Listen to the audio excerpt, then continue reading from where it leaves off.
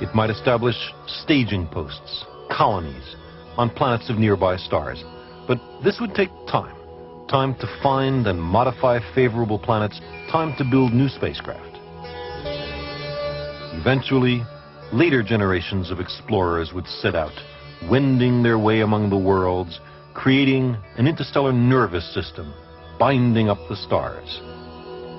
Perhaps they would come upon another expanding civilization and encounter beings previously known only from their radio transmissions. Star wars are unlikely. One civilization almost certainly would be far more advanced than the other. It would be no contest. Perhaps they would cooperate, exploring together a small province of the Milky Way.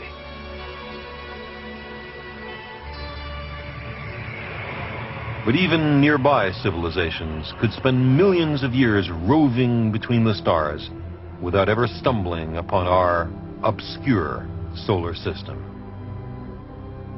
In a galaxy of 400 billion suns, perhaps no one has found us just yet. But advanced interstellar civilizations would know about many worlds, some inhabited, some barren. Perhaps they would share their findings, assembling some vast repository of the knowledge of countless worlds. They might compile an Encyclopedia Galactica. Suppose we could browse through that encyclopedia.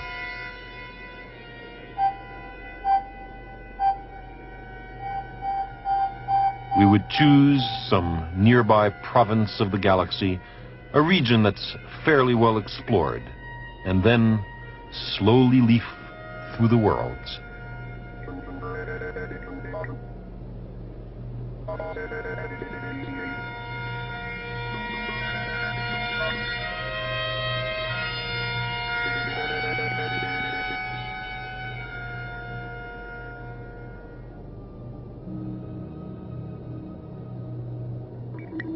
The young Champollion was inspired by reading Fourier's description of Egypt. Imagine the impact on us if we could study a rich compilation of not merely one world, but billions.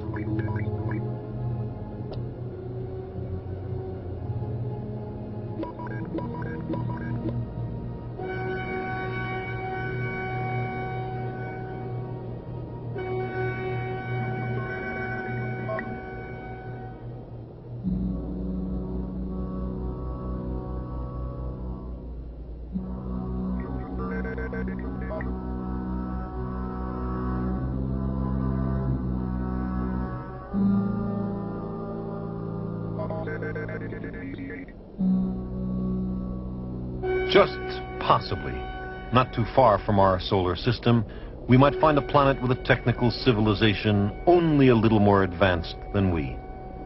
Let's look them up in the Galactic Encyclopedia.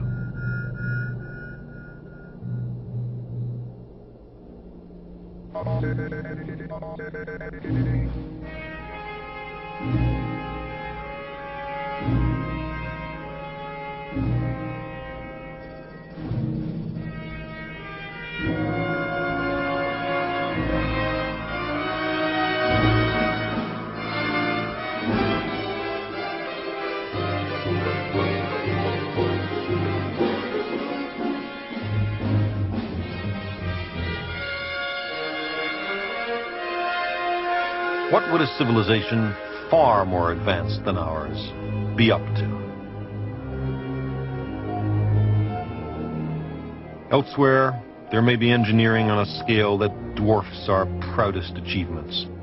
There may be cultures that disassemble other planets in their system and reassemble them around their world to make a ring or a shell with their planet inside.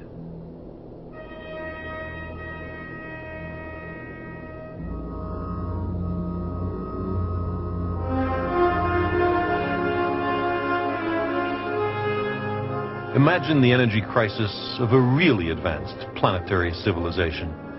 They've used up all their fuels. They depend on solar power. but their growth is still severely limited by the energy available. An enormous amount of energy is generated by the local star, but most of the star's light doesn't fall on their planet.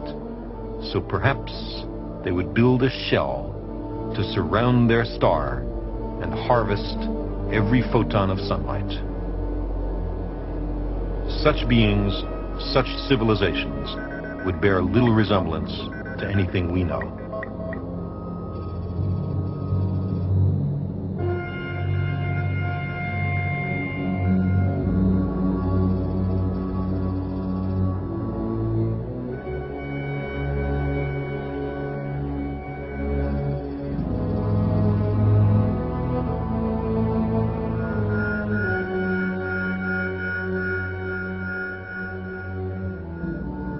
Perhaps someday there will be an entry in the Encyclopedia Galactica for our planet. Or perhaps even now there exists somewhere a planetary dossier garnered from our television broadcasts or from some discrete survey mission.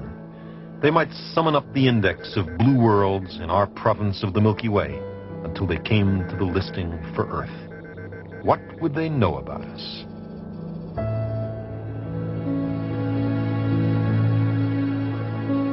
What would they think of us?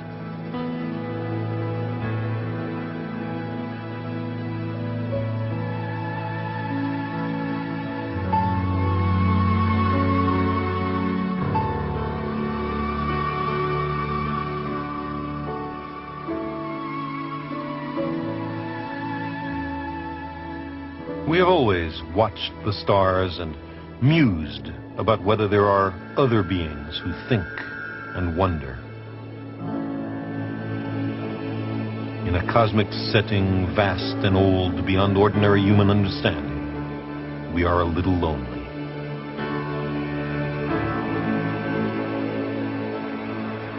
In the deepest sense, the search for extraterrestrial intelligence is a search for who we are.